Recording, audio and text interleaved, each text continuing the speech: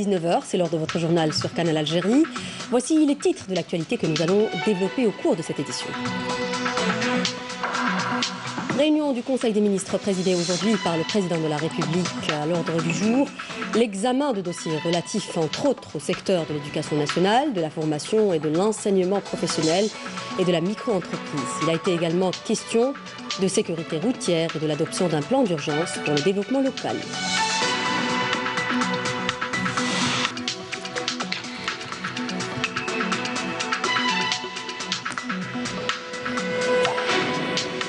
Autre actualité, le général-major Saïd Chengriha, chef d'état-major par intérim de l'armée nationale populaire, effectue une visite de travail et d'inspection dans la 6e région militaire à Tamanrasset.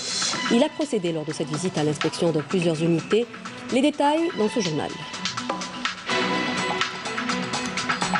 L'actualité nationale marquée également par l'arrivée à Alger du vol d'Air Algérie qui a rapatrié les 33 ressortissants algériens établis à Wuhan en Chine, l'épicentre de l'épidémie du coronavirus.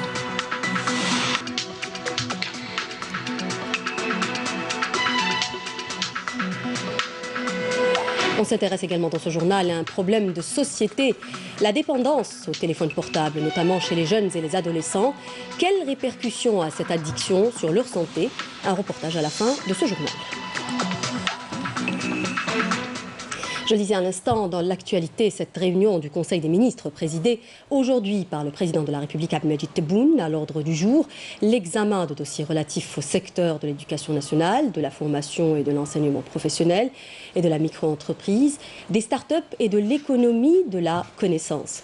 Il a été également question de l'examen de la problématique de la sécurité routière et de l'adoption d'un plan d'urgence pour la relance du développement local dans les régions montagneuses, les hauts plateaux, le sud et les régions périphériques des grandes villes, notamment en matière d'alimentation en eau potable, d'approvisionnement en électricité, de raccordement au gaz, de structures scolaires et de transport. Le plan d'urgence du gouvernement porte également sur la mise en place de mécanismes de solidarité de proximité.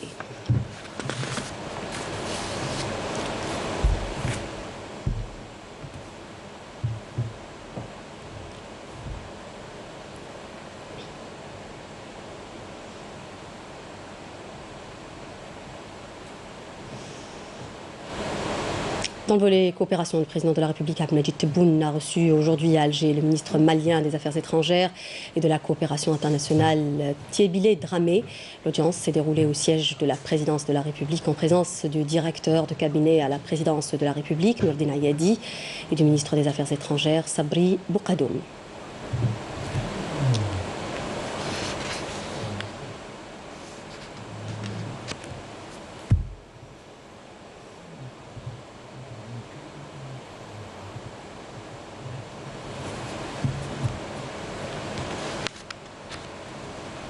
Et je vous propose à présent d'écouter la déclaration du ministre des Affaires étrangères malien.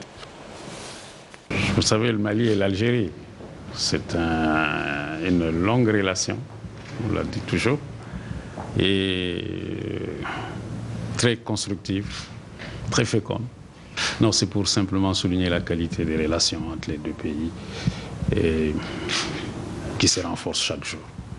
Le 19 janvier dernier, nous avons tenu un comité de suivi de l'accord d'Alger à Bamako. Nous entrons dans une phase importante aujourd'hui au Mali depuis notre dialogue national. C'est le redéploiement de l'armée nouvelle reconstituée dans les régions du Nord, à Kidal en particulier, comme étant une des décisions concrètes, pratiques, issues de l'accord pour la paix et la réconciliation nationale. Accord pour la paix et la réconciliation nationale lui-même issu du processus d'Alger. Et donc nous devons avancer ensemble, nous consulter régulièrement, nous concerter régulièrement et faire en sorte que tout se passe bien avec l'accompagnement de l'Algérie, le soutien de l'Algérie qui n'a jamais fait défaut. Nous l'annoncions en titre, le général-major Saïd Chengriha, chef d'état-major par intérim de l'armée nationale populaire, effectue à partir d'aujourd'hui une visite de travail et d'inspection en 6e région militaire à Tamanrasset. Saïd Chengriha a procédé lors de cette visite à l'inspection de plusieurs unités et a tenu des réunions d'orientation avec les cadres et les personnes des unités de la 6e région militaire. Les détails avec Youssef Tieli. À l'issue de la cérémonie d'accueil, le général-major, accompagné du général-major Mohamed Ajroud, commandant de la 6e région militaire, a observé un moment de recueillement à la mémoire du défunt Moudjahed Hibaoui El-Wafi, dont le nom est porté par le siège de la région, où il a déposé une gerbe de fleurs devant la stèle commémorative et récité la Fatiha à sa mémoire et à celle des valeureux Chouhada. Ensuite, il a présidé une réunion d'orientation au niveau du siège du commandement de la région, lors de laquelle il a rencontré les cadres et les personnels en présence des différents corps de sécurité. Pour la circonstance, il a prononcé une allocution d'orientation suivie via visioconférence par l'ensemble des unités de la région, à travers laquelle il a souligné la détermination du haut commandement à poursuivre le renforcement des capacités du corps de bataille de l'armée nationale populaire et assurer les conditions nécessaires au rehaussement de sa disponibilité de manière à améliorer les aptitudes opérationnelles et combatives de toutes ses formations et composantes, et ce au service de l'intérêt de l'Algérie et en consolidation de la volonté de ces valeureux enfants déterminés à faire face à toute menace, quelle que soit sa nature ou son origine. Nous avons la ferme détermination à poursuivre la consolidation des potentiels de corps de bataille de l'armée nationale populaire et à assurer les conditions nécessaires de rehaussement de sa disponibilité à même de garantir l'amélioration des aptitudes opérationnelles et combatives de toutes ses formations et composantes, et ce au service de l'intérêt de l'Algérie et en consolidation de la volonté de ces valeureux enfants déterminés à faire face à toute menace, quelle que soit sa nature ou son origine, et attachés à l'unité, à la souveraineté, à l'indépendance, à la sécurité et à la stabilité du pays. Partant de notre profonde conviction de la sensibilité des missions assignées à l'armée nationale populaire et notre conscience, voire notre détermination à les assumer pleinement, le devoir nous appelle aujourd'hui, chacun au niveau de son poste de travail et dans les limites de ses prérogatives et responsabilités, à poursuivre d'une manière permanente, méthodique et rationnelle, sous la conduite de Monsieur le Président de la République, chef suprême des Forces armées, ministre de la Défense nationale, et avec son appui et ses orientations, l'effort global et intégré que nous entretenons à la une de la nouvelle étape suivant une stratégie étudiée et une vision clairvoyante et perspicace. Le général-major a saisi cette occasion pour exhorter les personnels de la 6e région militaire, notamment ceux mobilisés le long des zones frontalières, à consentir davantage d'efforts afin de faire face et déjouer toute tentative susceptible de porter atteinte à la sécurité territoriale de notre pays ou à sa souveraineté nationale. À cet effet, vous êtes appelés au niveau de l'ensemble du territoire de la 6e région militaire, notamment les zones frontalières, à ne ménager aucun effort, de jour comme de nuit, afin de faire face et mettre en échec toute tentative susceptible de porter atteinte à l'unité territoriale de notre pays ou à sa souveraineté nationale. Sachant que ce qui se passe dans notre voisinage géographique global en termes d'événements accélérés constitue un motif essentiel pour faire preuve davantage de veille et de vigilance. Le phénomène d'instabilité que vit notre voisinage proche et lointain ne représentera aucun danger sur notre territoire national, car la terre d'Algérie demeurera jamais préservée grâce à ses enfants mobilisés sur chaque parcelle de son territoire. Soyez donc au niveau de la 6e région militaire, comme vous l'avez toujours été, à la hauteur de la confiance placée en vous par votre pays, votre peuple et votre armée. La parole a ensuite été donnée aux cadres et personnels pour exprimer leurs intérêts et préoccupations. À l'issue, le général-major Saïd Chengriha, chef d'état-major de l'armée nationale populaire par intérim, a suivi un exposé présenté par le commandant de la 6e région militaire sur la situation sécuritaire prévalant en territoire de compétence. MDN toujours, et cette fois-ci dans le cadre de la lutte contre la criminalité organisée et dans la dynamique des opérations visant à déjouer les tentatives de narcotrafiquants dans notre pays. Des gardes-frontières ont saisi hier, le 2 février 2020, lors d'une opération de recherche et de fouille près de la commune de Djenin Bourzeg, wilaya de Naama, la 2e région militaire, une grande quantité de kif traités s'élevant à 7 kentos et 22,5 kg. Ces résultats de qualité viennent s'ajouter aux multiples opérations ayant permis de déjouer l'introduction et le calpotage de ces poisons et réitère le haut professionnalisme, la vigilance et la disponibilité permanente qui caractérise l'ensemble des forces de l'armée nationale populaire dans sa lutte contre la criminalité organisée multiforme. Et puis, dans le cadre de la lutte antiterroriste, des détachements de l'ANP ont découvert et détruit hier, le 2 février 2020, 2 bombes de confection artisanale à Tipaza, à la première région militaire, et Sidi Bel Abbès à la deuxième région militaire. Par ailleurs, et dans le cadre de la lutte contre la contrebande et la criminalité organisée, des détachements de l'ANP ont arrêté lors d'opérations distinctes menées à Ain Gzem et Borj Beji Mukhtar, à la 6e région militaire, 10 individus et saisi 3 groupes électrogènes, 2 marteaux-piqueurs, ainsi que 2 véhicules tout-terrain et des sacs de mélange de pierre et d'or brut. Dans un autre contexte, des éléments de la gendarmerie nationale ont appréhendé à Rélizen, à la 2e région militaire, 2 narcotrafiquants en possession de plus de 8 kg et demi de kif traité, alors que 3 drones et 4 fusils de chasse ont été saisis à Tiaret et à Tlemcen, à la 2e région militaire. Par ailleurs, des gardes-côtes ont mis en échec à Ain Mouchent, à la 2e région militaire, une tentative d'immigration clandestine et 11 individus à bord d'une embarcation de construction artisanale, alors que 9 immigrants clandestins de différentes nationalités ont été appréhendés à Tlemcen et à Tarf.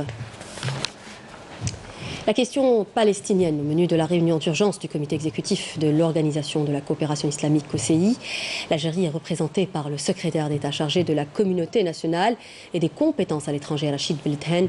Les participants à cette réunion, qui se tient à Jeddah, examinent la position de l'OCI concernant les derniers développements de la question palestinienne suite à l'annonce de ce qui est appelé le deal du siècle, à savoir la proposition de Donald Trump pour le règlement du conflit israélo-palestinien. Cette réunion est l'occasion pour l'Algérie de réitérer son soutien aux droits légitimes inaliénables du peuple palestinien, notamment le droit à l'établissement de son État indépendant, avec Al-Quds comme capitale, ainsi que son refus de la politique du fait accompli lorsqu'il s'agit de cette juste cause.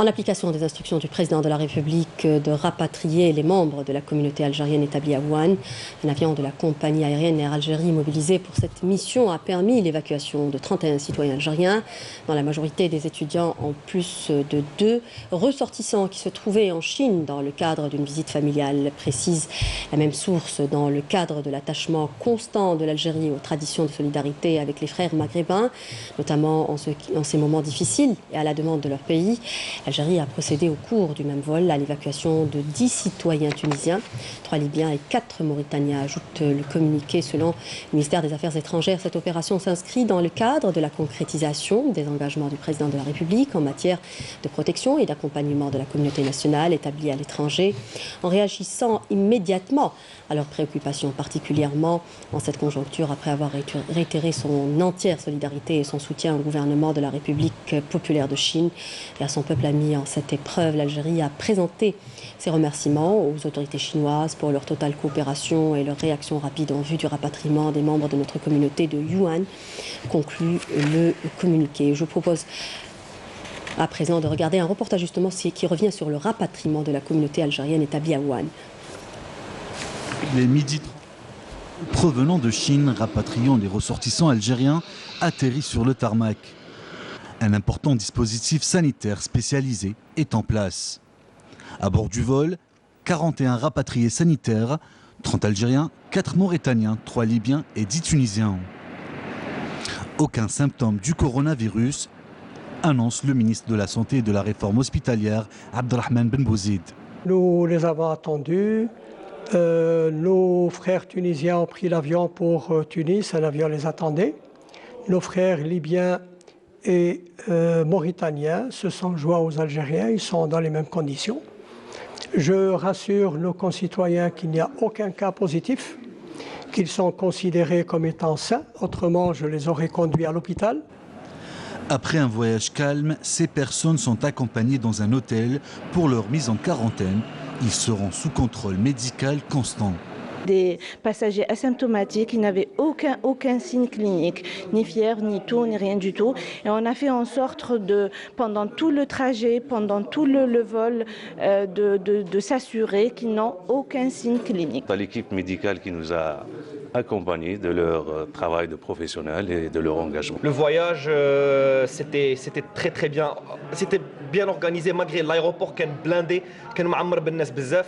مصريين بزاف لي ناسيوناليتي مي حنايا كنا بيان ما قرعناش بزاف دونك فوتونا ديريكت يافي ان ستاف ميديكال كان يقرا عنا او بور دو لافيون عند الباب فيريفي لا تمبيراتور وندخلوا دارونا كل واحد وحده جونغ يافي ان اسباس فوالا حطوا لنا دي ساك Un dispositif de contrôle est mis en place au niveau de l'aéroport international Oued Boumediene, où les passagers de 10 vols par jour provenant de Dubaï, Istanbul, Doha et du Caire seront contrôlés par des caméras thermiques. Le reportage est signé Yanis Aït Belkacem. L'Algérie prend donc des mesures préventives de sensibilisation, notamment pour faire face à la propagation du nouveau coronavirus, lors d'une journée d'études organisée par la Direction générale de la Sûreté et la DGSN et le ministère de la Santé. L'accent a été mis sur l'importance d'adopter les bons gestes afin d'éviter d'être contaminé, notamment des mesures d'hygiène renforcées, nous dit Nesseline Ben Saïd dans ce sujet. Un dispositif de protection et des mesures préventives importantes ont été mises en place au niveau des aéroports, des ports et postes frontaliers contre d'éventuelles apparitions de cas de coronavirus qui a affecté plus de 17 000 personnes, dont 361 mortes en Chine. Bien avant même que l'OMS n'envoie ses recommandations aux États, l'Algérie avait déjà mis en place des dispositifs pour détecter au niveau des points d'entrée à l'aéroport, je pense aussi au niveau du port, l'Algérie avait déjà mis en place des dispositifs assez efficaces pour justement prévenir le cas échéant, détecter des malades et les mettre en observation. Lors d'une journée d'études organisée par la Direction générale de la Sûreté nationale et le ministère de la Santé, l'accent a été mis sur l'importance de préparer les populations à mieux connaître la maladie en adoptant des stratégies de communication et de sensibilisation pour faire face à ce virus. Nous avons adressé, l'OMS a adressé à tous les États des recommandations précises, les choses à faire, les dispositions à mettre en place pour justement prévenir et détecter précocement la maladie si tel est le cas.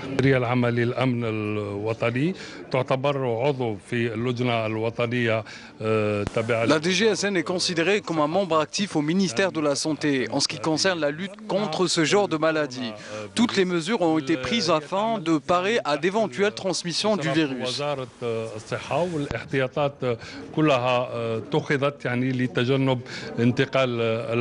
Les spécialistes de la santé ont saisi cette journée d'études pour donner quelques consignes sanitaires pratiques afin d'éviter la contamination. Si jamais un citoyen se retrouve face à une personne présentant les signes suivants, gêne respiratoire, fièvre, il faut rester loin de cette personne à une distance d'1 mètre au minimum. Il faut aussi mettre un masque de protection sur la bouche. Il ne faut pas oublier qu'il faut se laver les mains plusieurs fois dans la journée. Pour sa part, l'Organisation mondiale de la santé est en alerte et disposée à accompagner les pays pour faire face à ce virus pour la prévention et la protection de la santé des populations.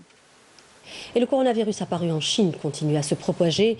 L'épidémie qui a fait 362 morts, soit 361 en Chine et 1 aux Philippines, a contaminé plus de 17 000 personnes.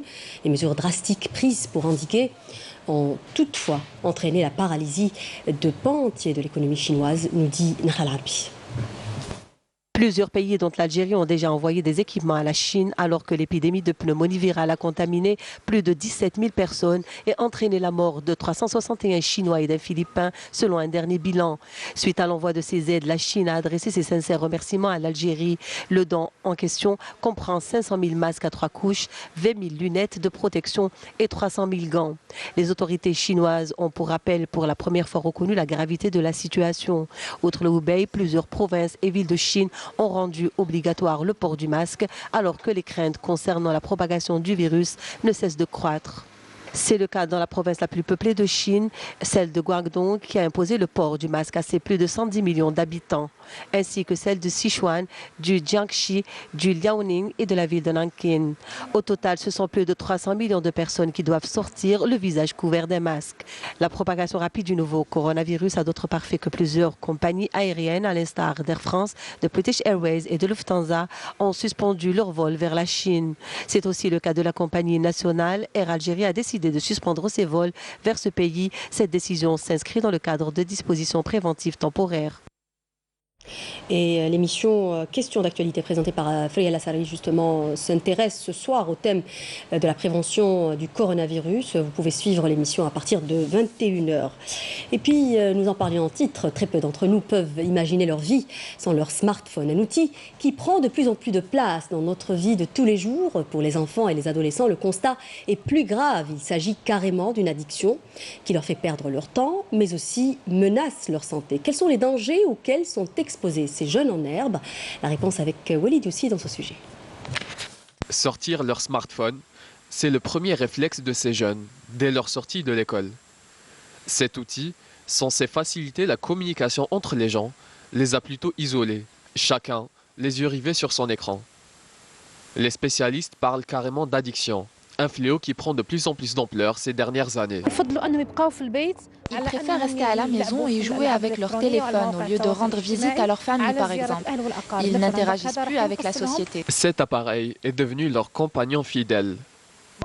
Je l'utilise pour passer des appels, traîner sur Messenger, Facebook et les autres réseaux sociaux. Quand je n'ai rien à faire, je l'utilise beaucoup. Quand je suis occupé, je ne l'utilise que la nuit avant de dormir. Je l'utilise pour parler avec des amis et passer le temps. Ils sont sur leur téléphone du matin jusqu'au soir. Cet outil est censé servir à faire des recherches, pas à passer tout son temps à jouer avec. Les répercussions sur le cursus scolaire sont claires. Dès que l'élève rentre chez lui, il prend directement son téléphone, au lieu de se reposer et passer du temps avec sa famille. Il ne fait que jouer avec partout où il va, y compris en classe. Cet outil l'empêche de se concentrer. Outre le manque de concentration, l'usage excessif des téléphones portables impacte aussi bien la santé physique que mentale des enfants. Maux de tête, troubles de la vision, mais pas que.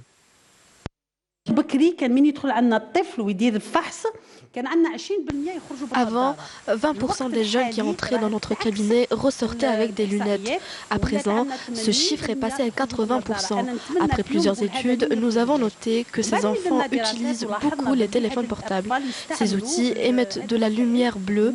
Il a été prouvé que c'est très néfaste pour l'œil. Ça provoque la sécheresse oculaire. Ça donne d'un côté la sécheresse oculaire, De nombreuses études ont démontré les effets négatifs d'une utilisation abusive des smartphones, ces armes à double tranchant, sur la vie des jeunes. Dès lors, il incombe aux parents de surveiller et orienter leurs enfants quant à la manipulation des téléphones.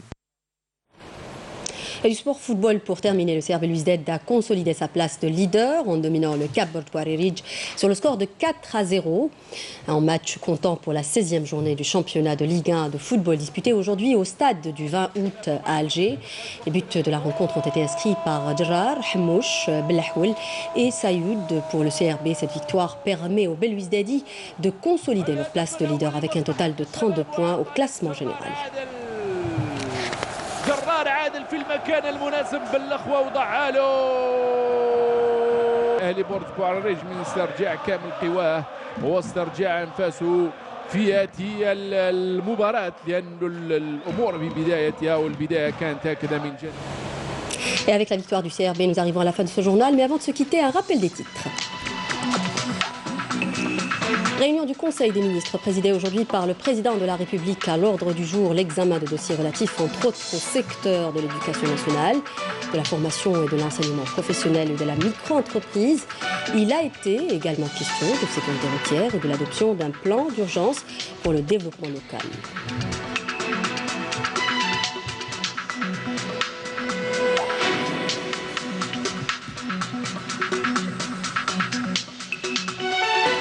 Autre actualité, le général-major Saïd Chengriha, chef d'état-major par intérim de l'armée nationale populaire, effectue une visite de travail et d'inspection dans la 6e région militaire à Tamanrasset.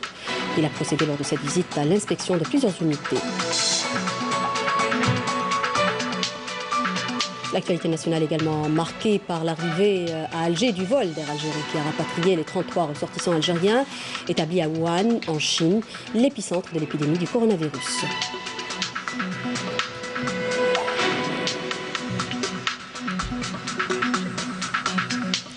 Dans ce journal également, un problème de société, la dépendance au téléphone portable, notamment chez les jeunes et les adolescents. Quelles répercussions a cette addiction sur leur santé? Élément de réponse dans cette édition.